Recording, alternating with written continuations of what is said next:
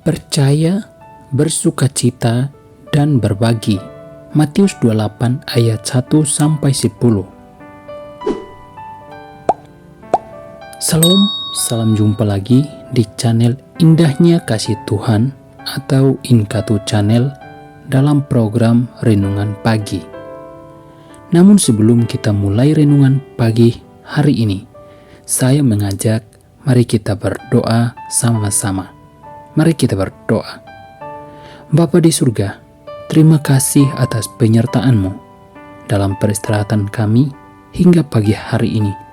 Kami dapat bangun dengan tubuh yang sehat dan kuat. Itu semua karena penyertaan anugerah-Mu ya Tuhan. Dan sebelum kami mulai tugas aktivitas kami sepanjang hari ini, kami mau merenungkan firman-Mu. Biarlah melalui firman yang kami renungkan pagi hari ini, kami selalu dikuatkan dan diteguhkan iman kepercayaan kami. Dalam nama Tuhan Yesus kami berdoa. Amin. Saudara-saudara, dalam hari-hari Paskah kita rayakan setiap tahun. Namun, apakah kita merayakannya hanya sebagai rutinitas atau sebagai kesempatan untuk mengalami lawatan Allah secara pribadi? Dalam bacaan firman Tuhan kita pagi hari ini, dalam Matius 28 ayat 1-10, di sana kita melihat Maria Magdalena dan Maria yang lain mendapatkan hak istimewa untuk menjadi saksi yang pertama kali dalam menyaksikan kebangkitan Yesus. Setelah fajar menyingsing pada hari pertama minggu itu, mereka bergegas ke kubur Yesus untuk merempahi mayatnya. Hal ini dengan jelas kita baca di ayat yang pertama. Hal ini biasa mereka lakukan agar tidak terjadi pembusukan. Namun, mereka tidak menemukan tubuh Yesus dalam kubur, atau kubur itu kosong.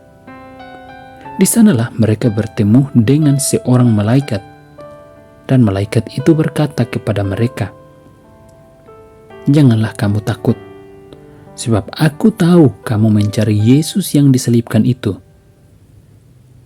Ia tidak ada di sini, sebab ia telah bangkit, sama seperti yang telah dikatakannya." Hal ini dengan jelas kita baca di ayat yang ke-5 dan ayat yang ke-6. Malaikat itu juga mengingatkan perkataan Yesus bahwa ia akan mendahului mereka ke Galilea. Hal ini kita lihat di ayat yang ke-7.